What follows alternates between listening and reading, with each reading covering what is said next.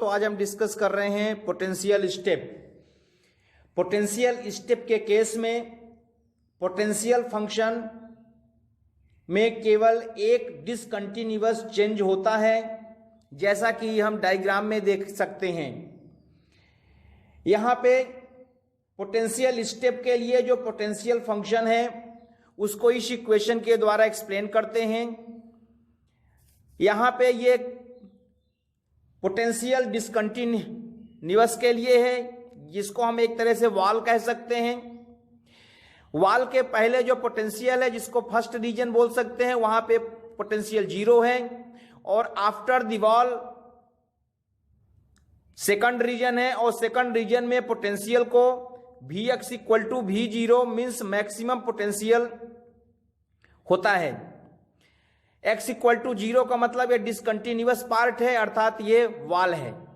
तो अर्थात जब x की वैल्यू 0 से कम है, इसका मतलब जब फर्स्ट रीजन में है तो पोटेंशियल 0 होगा, और जब x की वैल्यू 0 से अधिक है, इसका मतलब सेकंड रीजन में है तो पोटेंशियल V0 होगा।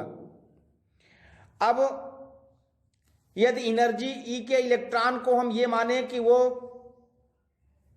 पॉजिटिव डायरेक्शन में एक्स एक्सिस के अलोंग मूव करता है, तो यहां पे हम क्वांटम मैकेनिक्स का रूल अप्लाई करेंगे, जिसके अकॉर्डिंग इलेक्ट्रॉन वेव की तरह बिहेव करता है, और जब वो पॉजिटिव एक्स डायरेक्शन में मूव करेगा तो x इक्वल टू 0 पे अर्थात वॉल पे उसका पोटेंशियल सडनली चेंज हो जाएगा।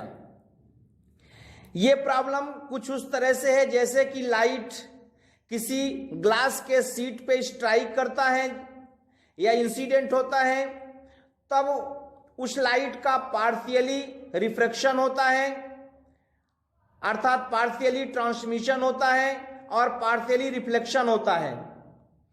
इस प्रॉब्लम में हम इलेक्ट्रॉन को पार्टली रिफ्लेक्टेड और पार्टली ट्रांसमिटेड हम कंसीडर करते हैं, और ये कंसीडर करते हैं इस डिसकंटिन्यूअस पे अर्थात वॉल पे। इसके लिए हम श्रोडिंगर इक्वेशन दोनों रीजन के लिए अप्लाई करेंगे। तो फर्स्ट रीजन के लिए श्रोडिंगर टाइम इंडिपेंडेंट इक्वेशन जो होगा वो कुछ इस तरह से होगा। चूंकि फर्स्ट रीजन में पोटेंशियल V की वैल्यू 0 होती है, इसलिए फर्स्ट रीजन के लिए श्रोडिंगर इक्वेशन कुछ इस तरह से हो जाएगा।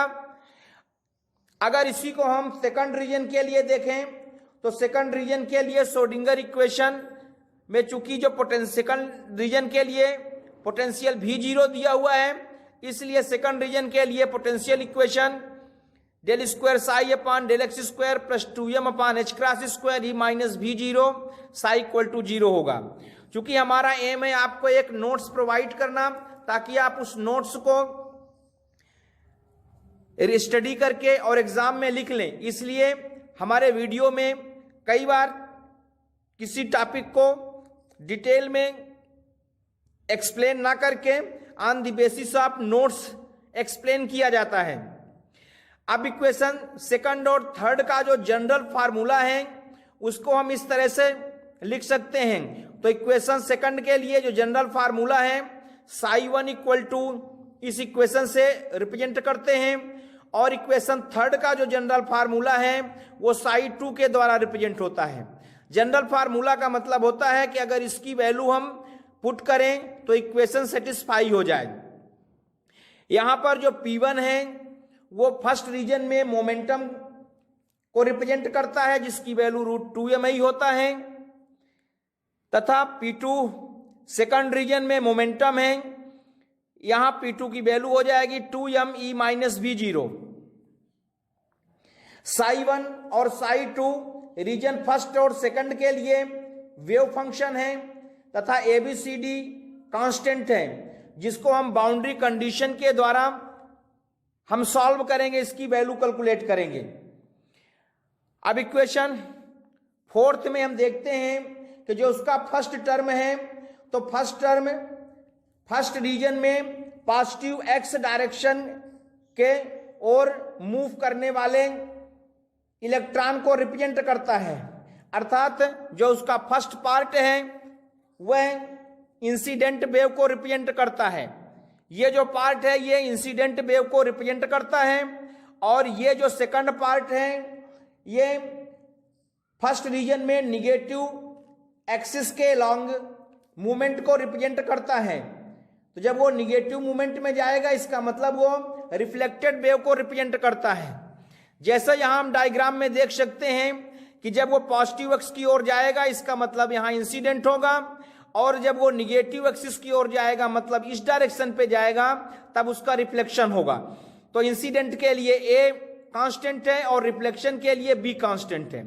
इसी तरह से इक्वेशन 5 का जो थर्ड पार्ट है वो भी पॉजिटिव एक्स डायरेक्शन की ओर रिप्रेजेंट करता है, पॉजिटिव एक्स डायरेक्शन की ओर मूवमेंट को रिप्रेजेंट करता है, अर्थात ये ट्रांसमिटेड वेव को रिप्रेजेंट करता है। चूंकि ये डिसकंटिन्यूअस पार्ट है, जब इलेक्ट्रॉन इसको ट्रांसमिट करेगा तब पॉजिटिव एक्स डायरेक्शन पे जाएगा।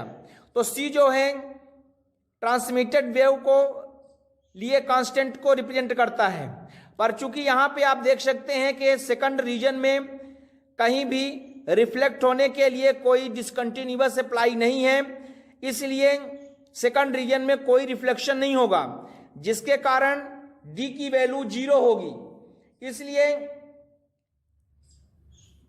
हम इक्वेशन 4 और 5 में डी की वैल्यू 0 पुट करेंगे।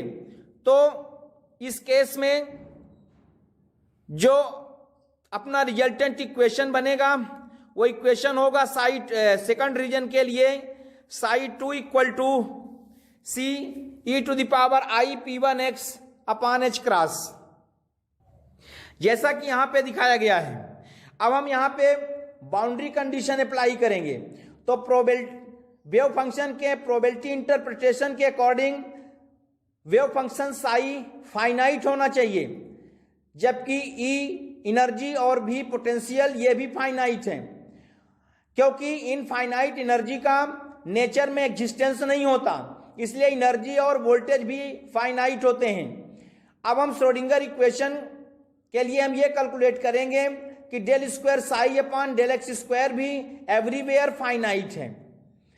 अब ये अगर ये एवरीवेयर फाइनाइट है तो इसके लिए del psi upon del x continuous होना जरूरी है, एवरीवेयर कंटिन्यूअस होना चाहिए। इस तरह से जिसका फर्स्ट बाउंड्री कंडीशन है वो ये है कि del psi upon del x की वैल्यू कंटिन्यूअस होना चाहिए, और इसके लिए साई की वैल्यू भी कंटिन्यूअस होना चाहिए। ये सेकंड बाउंड्री कंडीशन है। तो इस तरह से जब हम बाउंड्री कंडीशन अप्लाई करेंगे तो साई की कंटिन्यूटी ये एक्सप्लेन करता है कि साई 1 इक्वल टू साई 2 होगा, x इक्वल टू 0 मतलब वाल पे अर्थात डिसकंटिन्यूअस पार्ट में। अब del psi upon del x की वैल्यू भी कंटिन्यू होनी चाहिए, इसके लिए del psi 1 upon del x equal to del psi 2 upon del x होगा, ये भी होगा x इक्वल टू 0 पे। अब जब ये दोनों बाउंड्री कंडीशन हम अप्लाई करेंगे तो इक्वेशन 4 और 5 से चूंकि साई 1 इक्वल टू साई 2 लेंगे और x इक्वल टू 0 लेंगे, तो यहां से जब साई 1 इक्वल टू साई 2 लेंगे और x इक्वल टू 0 लेंगे तो इसकी वैल्यू 1 हो जाएगी, d ऑलरेडी 0 है, तो यहां से a plus B equal to C हो जाएगा। इस केस में हम सेकंड बाउंड्री कंडीशन अप्लाई करेंगे, इसके लिए हम डिफरेंशिएट करेंगे। तो जो साई 1 और साई 2 की वैल्यू है इक्वेशन 4 और 5 में, उसको डिफरेंशिएट करेंगे। तो यहां से हम del psi 1 upon del x और del psi 2 upon del x calculate कर सकते हैं। इक्वेशन 6 को डिफरेंशिएट किया गया है, चूंकि इक्वेशन 5 में d इक्वल टू 0 है तो वहां से इक्वेशन 6 आया है। अब सेकंड बाउंड्री कंडीशन के according del psi 1 upon del x और del psi 2 upon del x की वैल्यू 0 है, और यहां पे जब हम x की वैल्यू 0 पुट कर देंगे तो आप देख सकते हैं कि जब x इक्वल टू 0 पुट करेंगे तो ये वाले पार्ट सब 1 हो जाएंगे, तो यहां से बचेगा a माइनस बी और यहां से बचेगा c। i upon H cross से i upon H cross cancel हो जाएगा, तो a माइनस बी के साथ ये बच रहा P1 और c के साथ बच रहा P2। तो ये हो गया बाउंड्री कंडीशन सेकंड अप्लाई करने के बाद। अब हम इक्वेशन 8 और 9 को इलिमिनेशन मेथड के थ्रू सॉल्व करेंगे इन टर्म्स ऑफ ए में। तो सी की वैल्यू इतनी होगी और बी की वैल्यू इतनी आएगी, जो कि हम क्लास 10th में इलिमिनेशन मेथड के थ्रू हम पढ़ते हैं। तो वहां से हम सॉल्व करेंगे तो सी एंड बी की वैल्यू आ जाएगी इन टर्म्स ऑफ ए। ए की वैल्यू को हम नेक्स्ट बाउंड्री कंडीशन से कैलकुलेट करेंगे। अब चूंकि यहाँ पे बी जो है ये रिफ्लेक्टेड बीम के लिए है और सी जो है ट्रांसमिटेड बीम के लिए है, तो इसलिए अब हम इंसिडेंट वेव के एम्पलीट्यूड के टर्म्स में बी और सी को एक्सप्लेन किया गया है।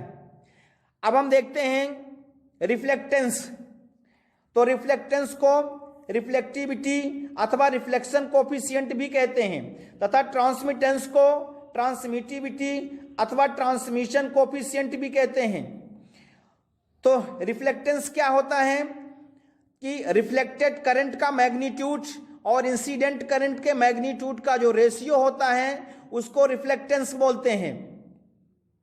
इसी तरह से ट्रांसमिटेंस क्या होता है, रिफ्लेक्टेंस को हम आर से रिप्रेजेंट करते हैं। तो आर इक्वल टू हो जाएगा मैग्नीट्यूड ऑफ आरसी, आरसी का मतलब होता है reflected current, upon magnitude of IC, IC का मतलब होता है इंसिडेंट करंट। तो इस तरह से रिफ्लेक्टेंस आर इक्वल टू हो जाएगा magnitude of reflected current upon magnitude of incident current. इसी तरह से ट्रांसमिटेंस के लिए देखेंगे कि ट्रांसमिटेड करंट का मैग्नीट्यूड अपॉन इंसिडेंट करंट का जो मैग्नीट्यूड होता है उसको ट्रांसमिटेंस कहते हैं। ट्रांसमिटेंस को टी से रिप्रेजेंट करते हैं, अर्थात इलेक्ट्रॉन का जो ट्रांसमिटेड का पार्ट है और जो इंसिडेंट इलेक्ट्रॉन है उन दोनों का जो रेशियो होता है वो ट्रांसमिटेंस होता है। अर्थात जितने इलेक्ट्रॉन ट्रांसमिट हो रहे हैं उसका अपॉन जितने इलेक्ट्रॉन इंसिडेंट हो रहे हैं। तो इसका मतलब transmitted electron, number of transmitted electron upon incident electron, इसको हम बोलते हैं ट्रांसमिटेंस। इसको हम टी से रिप्रेजेंट करते हैं। तो दोस्तों ये हुआ हमारा पोटेंशियल स्टेप का पार्ट फर्स्ट। पार्ट सेकंड जो है इसमें जो केसेस आएंगे, इसमें 2 केस दिए होंगे, केस फर्स्ट और केस सेकंड, जिसको हम नेक्स्ट वीडियो में डिस्कस करेंगे। आप हमारे चैनल को यदि सब्सक्राइब कर दिए हैं तो थैंक यू वेरी मच। यदि अभी तक सब्सक्राइब नहीं किए हैं तो प्लीज हमारे चैनल को आप सब्सक्राइब करें, लाइक करें और फ्रेंड सर्कल में शेयर करें। Thank you.